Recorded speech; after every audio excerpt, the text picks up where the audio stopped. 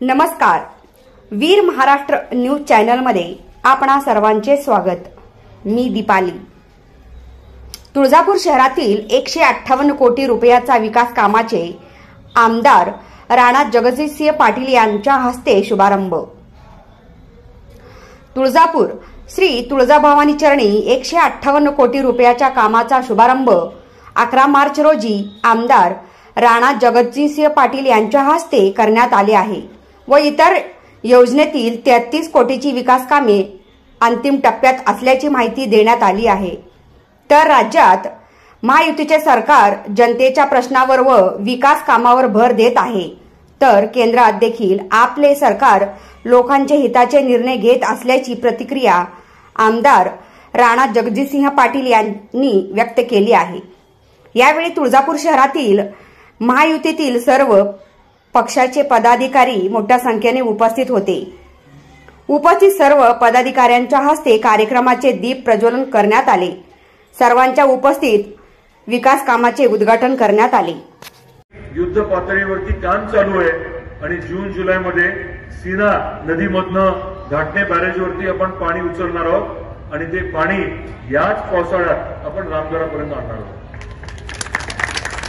आपण तामिळवाडीला 350 एकरची MIDC मंजूर करून घेतली आहे। सोलापूरचे उद्योजक मोठ्या प्रमाणात तिथे गुंतवणूक करायला तयार आहेत, कारण मराठवाड्यात आले की त्यांना प्रचंड सवलती मिळत आहेत। तिथे देखील 10,000 मुलांना मुलींना रोजगार उपलब्ध करून द्यायचं आपण ठरवलंय। आपण हे सर्व नियोजनबद्ध करतोय।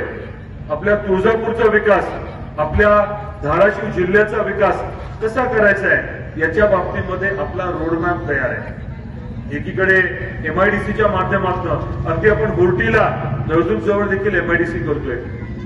जवळजवळ 6 MIDCचं नियोजन आहे। दुसरीकडे आपण धार्मिक पर्यटनाला भर देतोय। मी मगाशी उदाहरण दिलं, मोदी साहेबांनी वाराणसीचा जो कायापालट केला त्याच्यामुळे तिथे येणाऱ्या भक्तांच्या संख्येमध्ये 10 पटीने वाढ झाली आणि तुम्ही ऐकून हैराण व्हाल की आज वाराणसीला जाणारे जे भाविक आहेत त्यांची संख्या जर बघितली तर गोव्याला जाणाऱ्या पर्यटकांपेक्षा जास्त संख्येने भाविक वाराणसीला जात आहेत। आपल्याला देखील तेच करायचंय।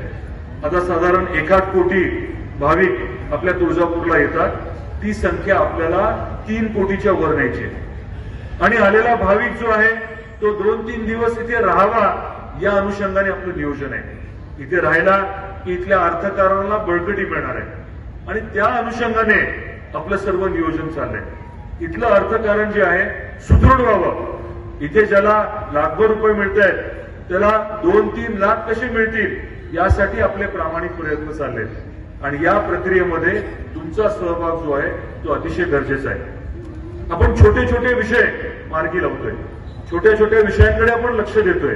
अगदी RO प्लांट पासनं, शौचालयापासनं पुढे जाऊन आपण विचार इथे अभ्यासिका कशी सुरू करता येईल, आपल्या मुलांना MPSC UPSCची तयारी इथे कशी करता येईल, आपल्या ज्या माता भगिनी महिला आहेत त्यांच्यासाठी वेगळं जिम्नेशियम कसं करता येईल, लहान मुलांना खेळण्यासाठी वेगळं आपल्याला काय नियोजन करता येईल, असे देखील विषय आपण हाताळतोय।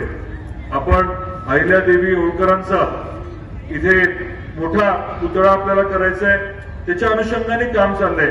अण्णाभाऊ साठेंचा पूर्णाकृती पुतळा, वेगवेगळे विषय जे जिव्हाळ्याचे आहेत ते देखील आपण हाताळतोय आणि त्याच्या बरोबरीने इथे अद्यावत मल्टी स्पेशालिटी दवाखाना व्हावा, इथे आपले ज्या शाळा आहेत त्या अद्यावत व्हावा यासाठी देखील आपण प्रामाणिक प्रयत्न करतोय। सर्वांगीण विकास करत असताना स्वाभाविकच आहे की ते एकट्या दुकट्याचं काम असू शकत नाही।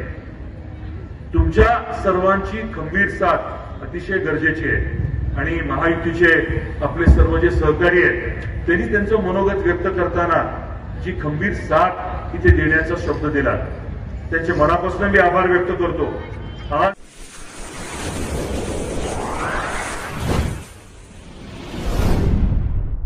वीर महाराष्ट्र न्यूज चॅनलला लाईक आणि सबस्क्राईब करा।